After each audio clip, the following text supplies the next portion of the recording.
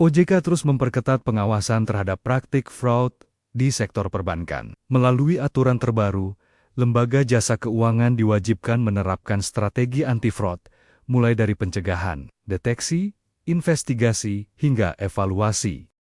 OJK juga mengoptimalkan sistem pemantauan pelaku fraud lewat aplikasi si pelaku guna memperkuat tata kelola dan menjaga kepercayaan masyarakat terhadap industri keuangan. Kementerian Keuangan bersama Otoritas Jasa Keuangan atau OJK tengah menyiapkan insentif pengurangan pajak bagi emiten yang meningkatkan porsi saham publik atau free float hingga di atas 40%. Kebijakan ini menjadi bagian dari reformasi pasar modal untuk memperkuat likuiditas dan meningkatkan kepercayaan investor. Selain itu, pemerintah dan OJK juga terus mendorong transparansi kepemilikan saham serta memperbesar peran investor institusi domestik agar pasar modal Indonesia semakin sehat dan kompetitif di tingkat global. Pemerintah menunjuk PT Danantara Sumber Daya Indonesia sebagai badan usaha milik negara yang akan mengambil alih peran utama dalam transaksi perdagangan ekspor komoditas strategis.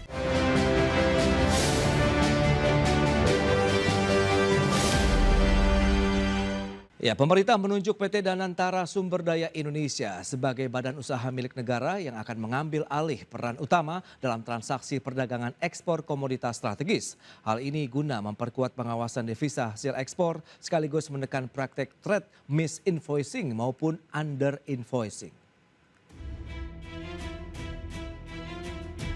Pemerintah menunjuk PT Danantara Sumber Daya Indonesia sebagai badan usaha milik negara yang akan mengambil alih peran utama dalam transaksi perdagangan ekspor komoditas strategis.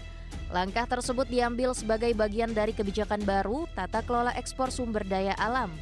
Menko Bidang Perekonomian Erlangga Hartarto menilai penerapan kebijakan ini bertujuan memperkuat pengawasan devisa hasil ekspor sekaligus menekan praktik trade misinvoicing maupun under-invoicing. Pasalnya praktik pencatatan yang tidak akurat selama ini memicu perbedaan data antara nilai ekspor komoditas sumber daya alam milik Indonesia dengan data impor di negara tujuan. Selisih angka tersebut berdampak langsung pada penerimaan devisa negara, stabilitas nilai tukar rupiah, hingga validitas data perdagangan nasional. Menurut Erlangga, kebijakan baru tersebut diproyeksikan mampu memperketat kontrol dan pengawasan aktivitas ekspor di lapangan. Nah, terjadinya praktek misinvoicing atau under-invoicing, yaitu perbedaan pencatatan ekspor-impor antara kedua mitra dagang. Artinya pencatatan Indonesia berbeda dengan pencatatan dari negara yang menerima produk di Indonesia, tentunya sangat berpengaruh terhadap penerimaan devisa, nilai tukar, serta validitas dan akurasi data perdagangan ekspor dan impor. Pada tahap awal, skema baru ini akan diberlakukan pada 3 komoditas utama nasional, yakni batu bara, kelapa sawit, serta paduan berbasis besi yang mengandung sejumlah besar unsur selain karbon, seperti kromium pangan, atau aluminium, atau ferroalloy. Selama masa transisi, perusahaan eksportir masih diizinkan melakukan transaksi secara langsung dengan pihak pembeli di luar negeri. Meski demikian, seluruh pengelolaan dokumen ekspor harus melalui PT Danantara Sumber Daya Indonesia. Jakarta, Tim Liputan IDX Channel.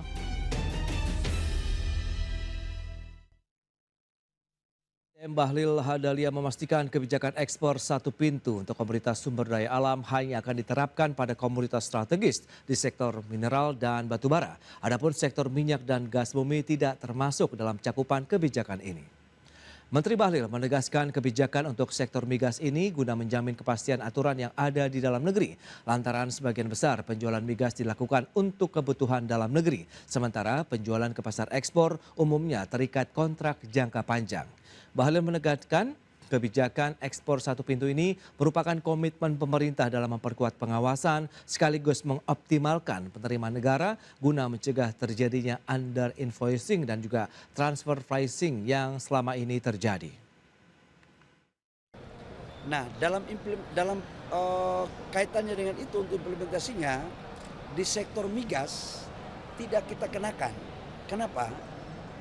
Karena yang pertama hampir semua penjualan migas ini kan di dalam negeri, dan untuk ke luar negeri itu kan kita sudah melakukan kontrak jangka panjang, dan itu hampir dapat dipastikan tidak ada transfer pricing ataupun under invoicing.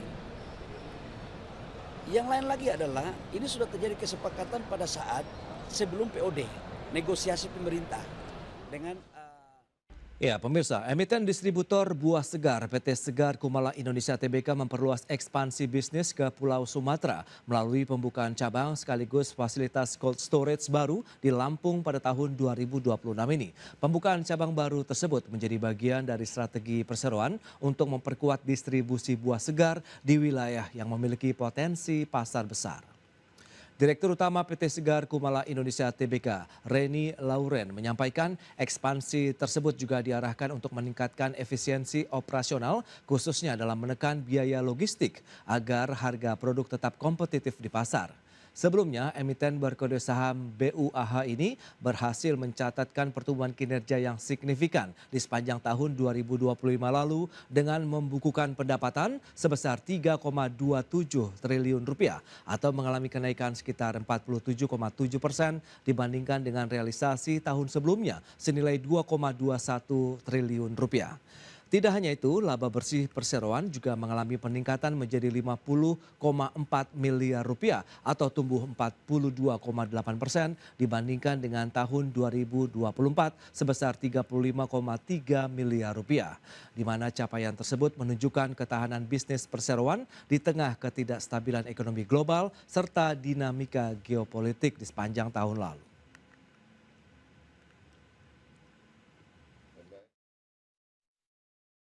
PT VKTR Teknologi Mobilitas Tbk membidik peluang pertumbuhan bisnis kendaraan listrik seiring dengan percepatan elektrifikasi transportasi publik dan sektor komersial di Indonesia. Salah satu pasar yang dibidik perseroan berasal dari program elektrifikasi Armada Transjakarta yang ditargetkan mencapai 10.000 unit hingga tahun 2030 mendatang.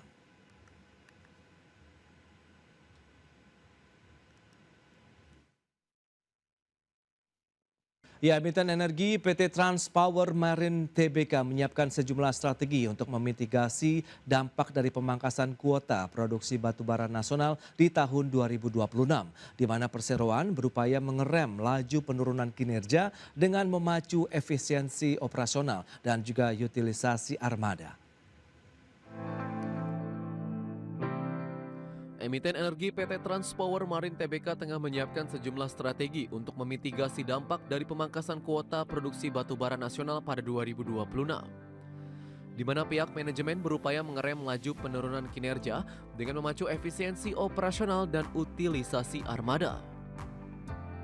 Direktur PT Transpower Marine Tbk, Rudi Sutiono mengungkapkan bahwa pemangkasan kuota produksi dalam rencana kerja dan anggaran biaya 2026 menjadi tantangan bagi perseroan bergerak di industri batubara yang masih menjadi andalan dengan kontribusi mencapai 80 hingga 90% terhadap pendapatan.